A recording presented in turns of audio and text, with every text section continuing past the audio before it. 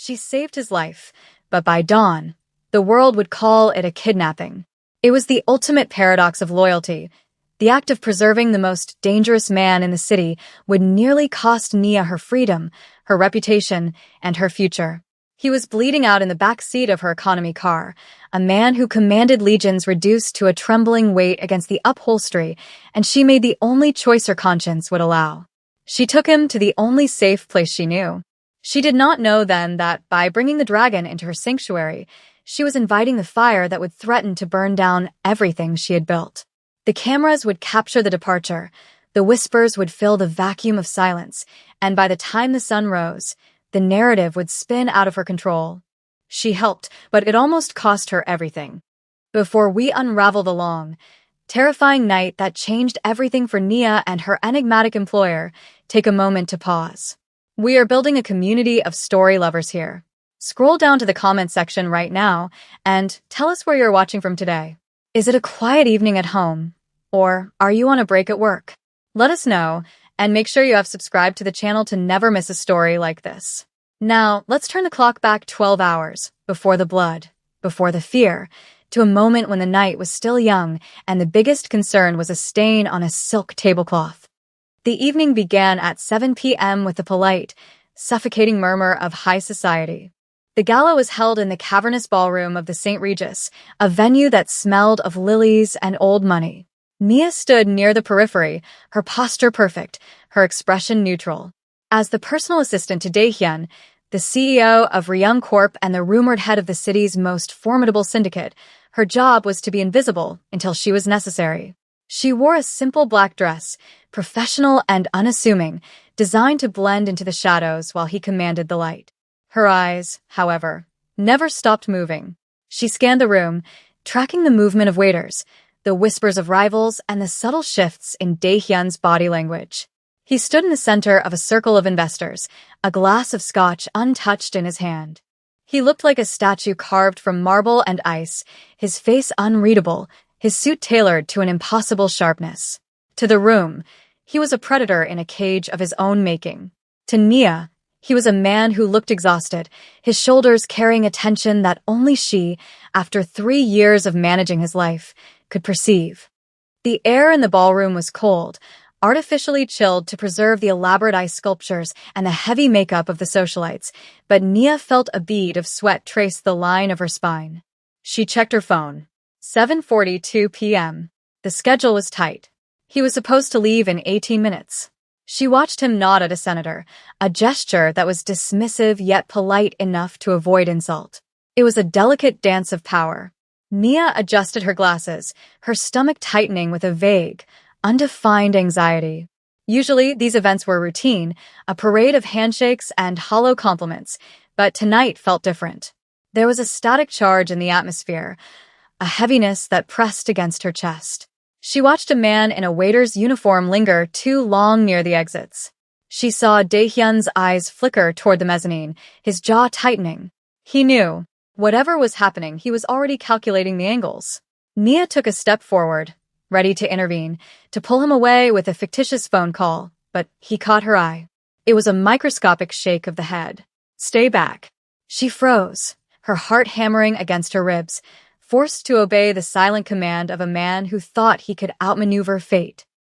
By 9:15 p.m., the carefully orchestrated elegance of the evening had unraveled into chaos, though the guests inside the ballroom remained blissfully unaware. Nia had been waiting by the service entrance, the designated extraction point, tapping her heel against the concrete.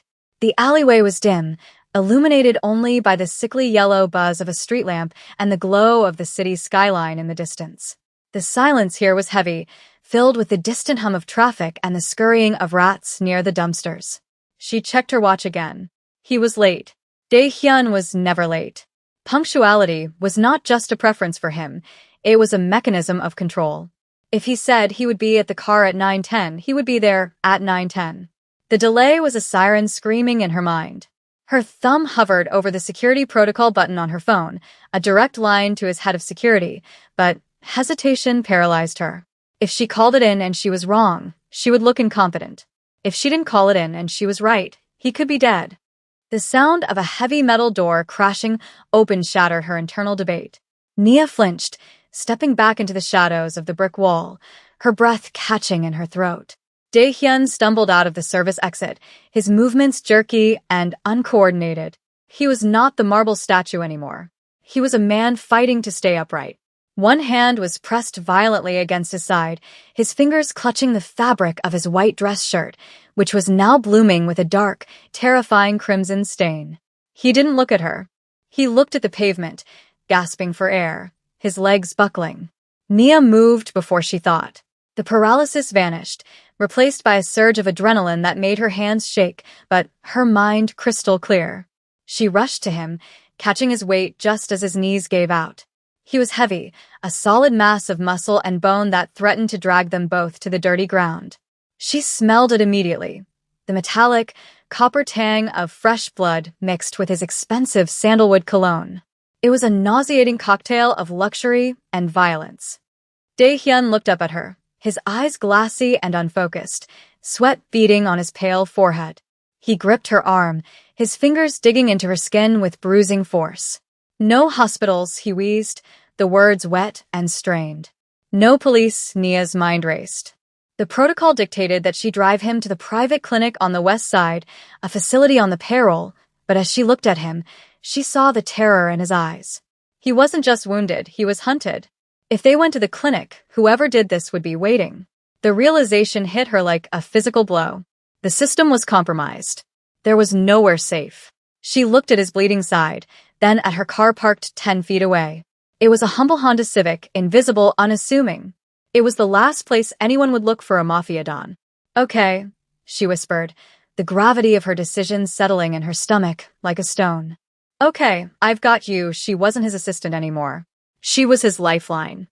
Getting him into the vehicle was a physical ordeal that felt like it lasted hours, though the dashboard clock insisted it was only 9:48 p.m. Nia had to drape his arm over her shoulder, bearing the brunt of his weight as she half-dragged, half-carried him toward the passenger side. Every step was a battle against gravity and his fading consciousness. He groaned, a low, guttural sound of agony that made her own insides twist. She fumbled with the keys, her fingers slippery with his blood. It was on her hands, on the sleeve of her dress, a stark, undeniable evidence of the line she was crossing. When she finally maneuvered him into the seat and reclined it back, he looked small. The powerful CEO was reduced to a broken man in a budget sedan.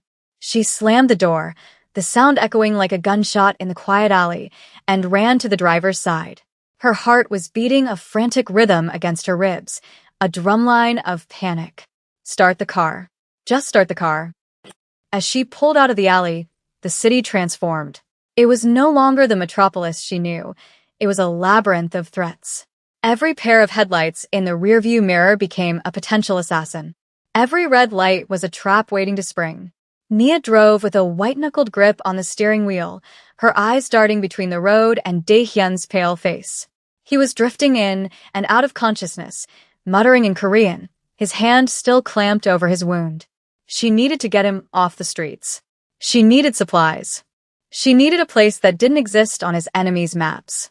The realization of where she was going terrified her more than the drive itself. She was taking him home, to her apartment. It was a breach of every professional boundary, a violation of the unspoken contract between them, but the alternative was watching him die in the passenger seat.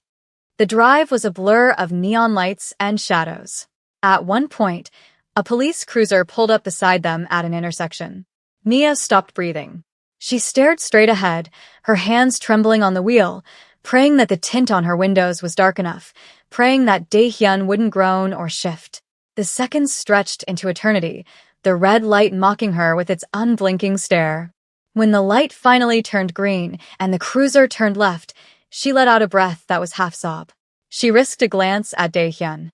His head was lolling to the side, his breathing shallow and rapid. "Stay with me," she said, her voice sounding foreign to her own ears. "We're almost there. Just hold on." He didn't answer, but his fingers twitched against his shirt. He was fighting.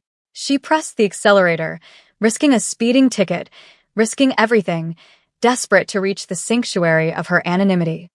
The arrival at 10:30 p.m. was a collision of two worlds that were never meant to touch. Nia's apartment complex was a modest brick building in a quiet, working-class neighborhood, miles away from the glass towers where Daehyun reigned. She parked in the back, under the cover of an overgrown oak tree, and scanned the perimeter. It was quiet. A dog barked in the distance. A television flickered blue in a neighbor's window. Normalcy. It felt alien now. She hauled him out of the car, the physical strain burning in her shoulders. The elevator was out of order. It was always out of order, so she had to help him up 2 flights of stairs. He was barely conscious now, his feet dragging, his breathing ragged.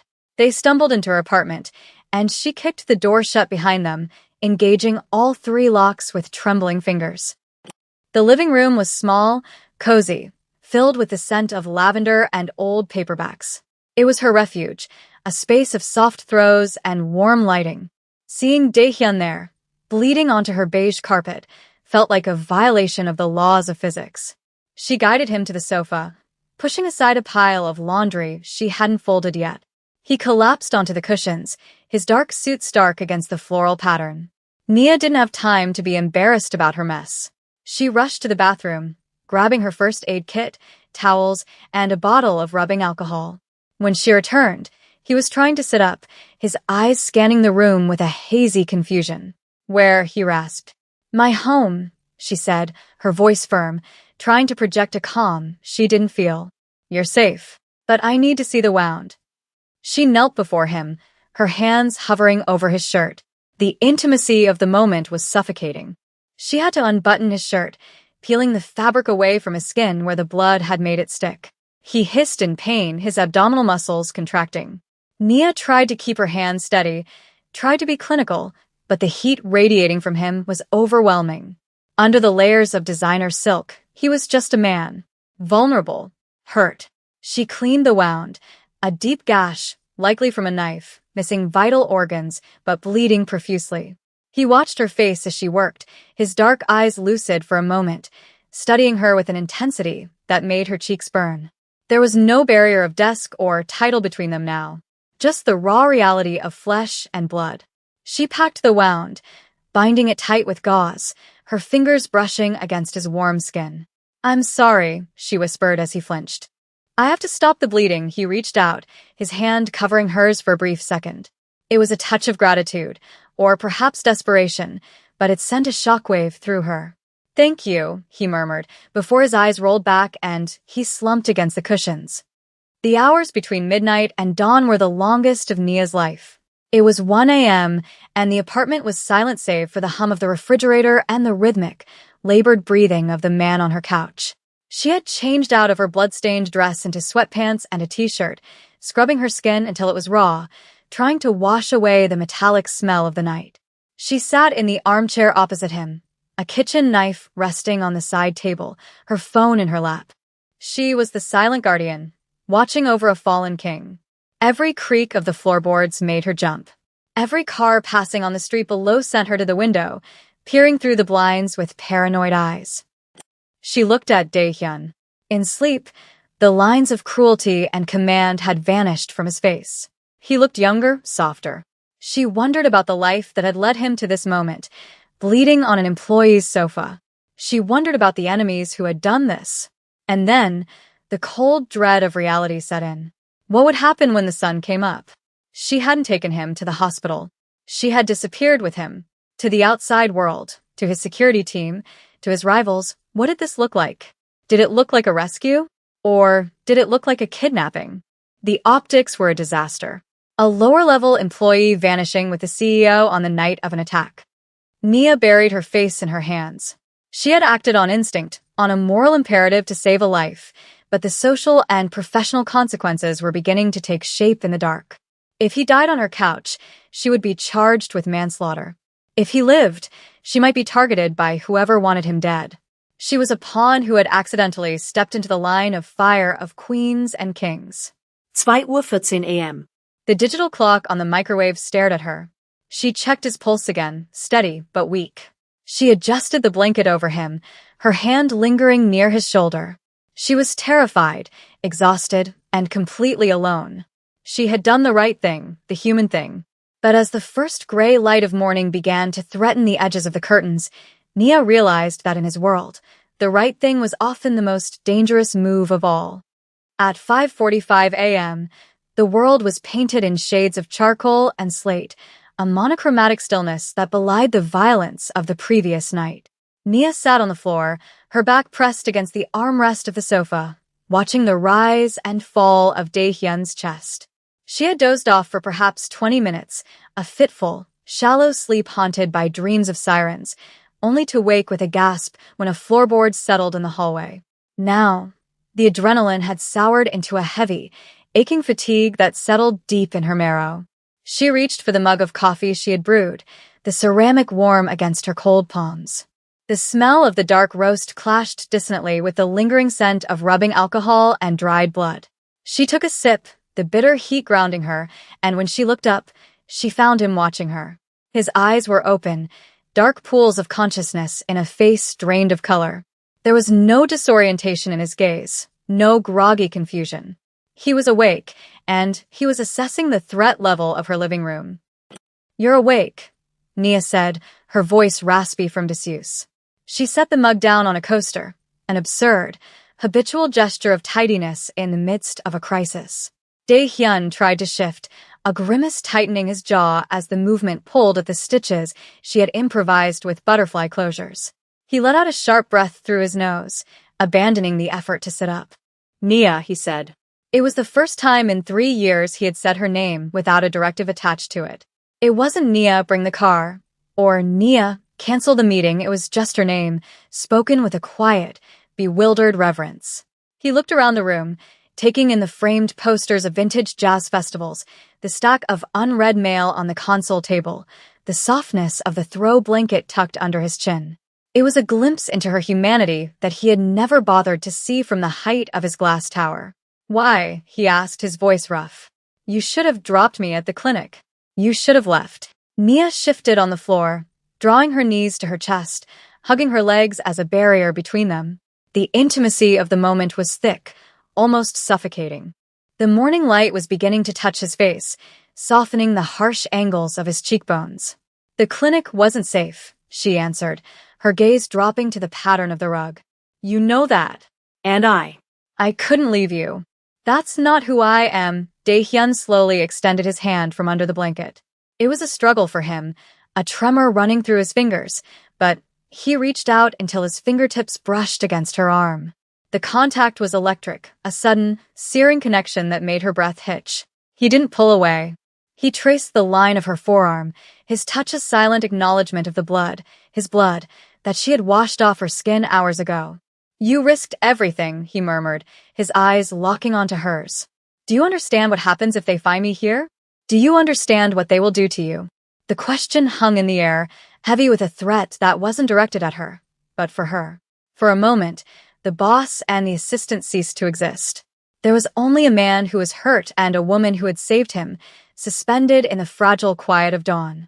By 6:30 a.m., the fragile bubble of their sanctuary was punctured by the digital world. Nia had gone to the kitchen to refill her water glass when her phone, which she had silenced and placed face down on the counter, began to vibrate. It wasn't a call, it was a deluge. A continuous, angry buzz that rattled against the granite countertop. She picked it up, her stomach dropping as she saw the notifications stacking up like dominoes. Missed calls from the office. Missed calls from unknown numbers. Alerts from news apps. Her finger hovered over a breaking news notification, her heart hammering a frantic rhythm against her ribs. She tapped it. The screen filled with a live feed from a local news station.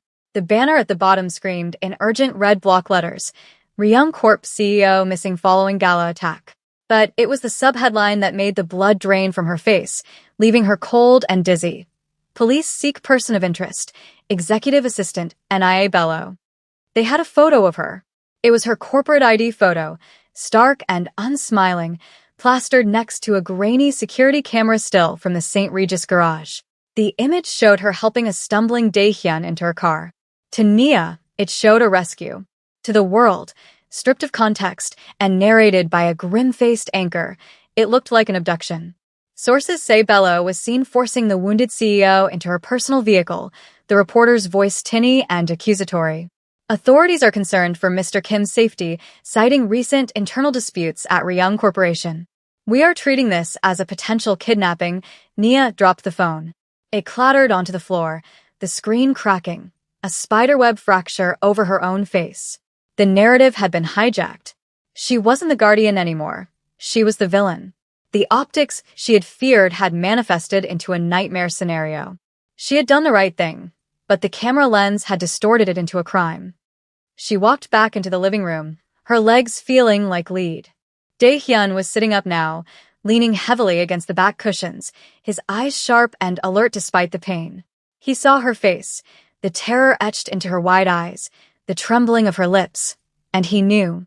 "They're spinning it," he stated, not a question but a confirmation. Nia nodded, unable to speak, tears of frustration pricking at the corners of her eyes. "They think I kidnapped you," she whispered, the absurdity of the words tasting like ash in her mouth. "They think I'm hurting you." Dae-hyun's expression darkened, a flash of the ruthless CEO breaking through the veneer of the wounded man. He tried to stand, his knuckles turning white as he gripped the sofa arm. "Give me the phone," he commanded, his voice gaining a hard edge. "I will end this," but as he tried to put weight on his legs, his knees buckled, and he collapsed back with a groan of frustration. He was powerful, yes, but in this room, in this condition, he was helpless to stop the machine that was chewing up her reputation. He looked at her, and for the first time, Nia saw genuine fear in his eyes, not for his life, but for what his world was about to do to hers.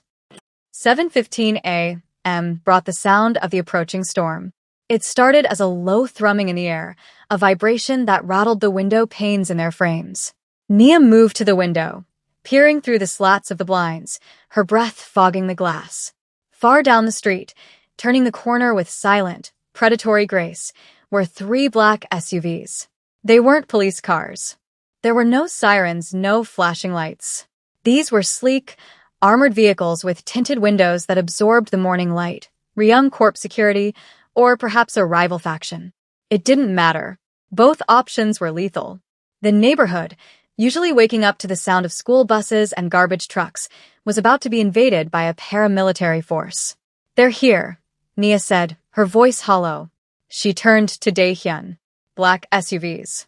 3 of them." Dae-hyun cursed in Korean, a sharp, violent sound. "My security," he said, breathing hard.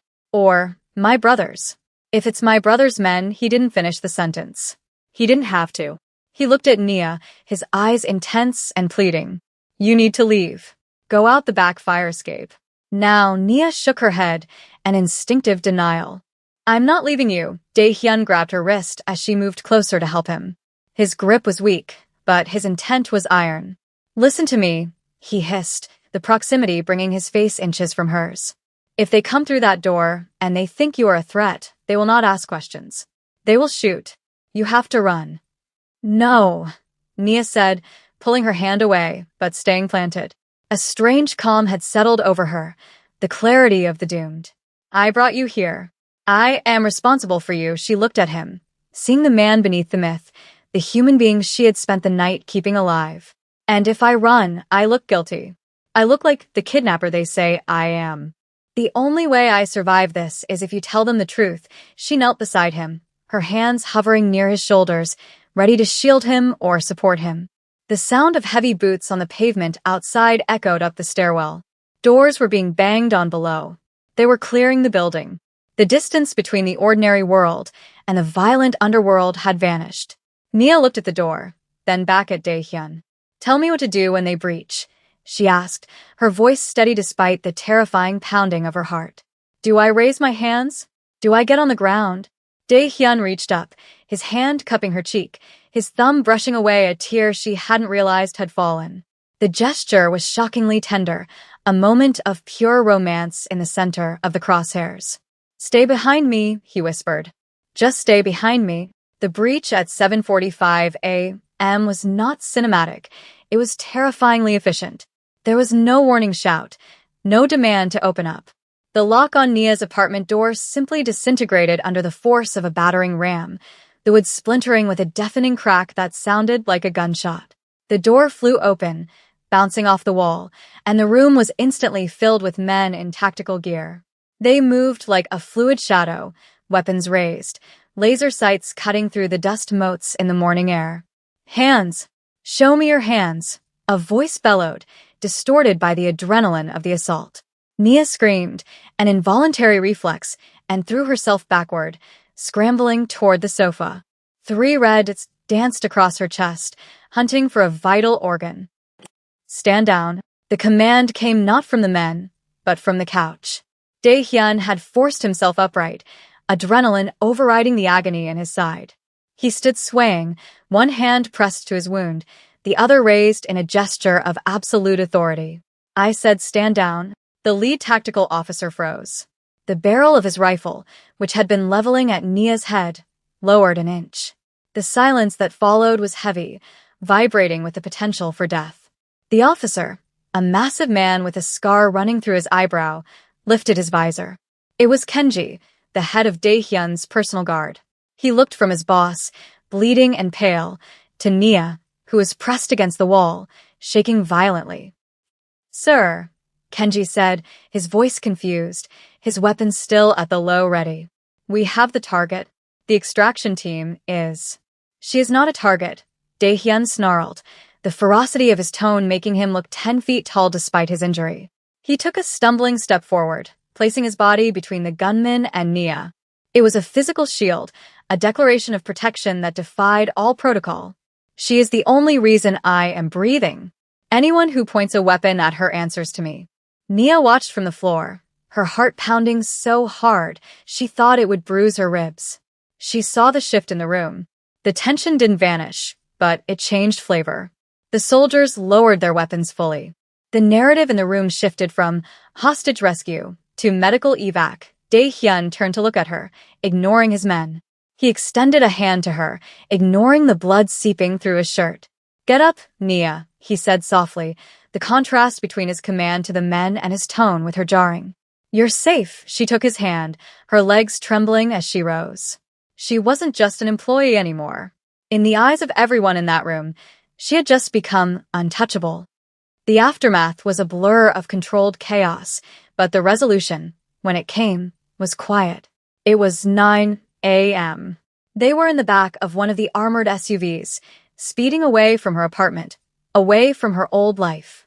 A medic was working on Dae-hyun's side, but Dae-hyun's attention was entirely on Nia. She sat on the opposite bench seat, wrapped in a thermal blanket, staring out the darkened window at the city passing by. She felt hollowed out, the adrenaline crash leaving her numb. Her phone had been recovered and replaced. The PR team was already issuing statements, correcting the narrative, painting her as the hero she was. But the public vindication mattered less than the silence in the car. "I will fix the apartment," Dae-hyun said, his voice low, cutting through the hum of the tires. "The door, the carpet, everything." Nia looked at him.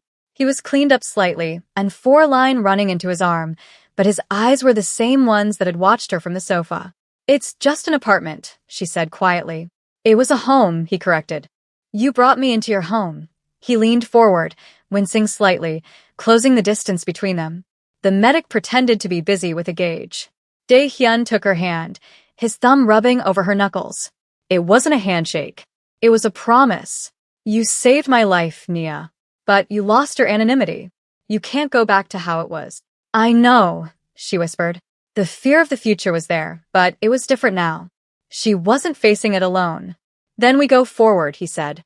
"Together." He didn't let go of her hand. As the car turned toward the secure estate that would be their temporary fortress, Nia realized the irony was complete. She had almost lost everything by doing the right thing. But as she looked at the man holding her hand, a man who looked at her with a mixture of awe and possession, she realized she had gained something she never dared to want. She had walked into the fire, and she hadn't just survived. She had tamed the dragon. And for the first time in 12 hours, she exhaled.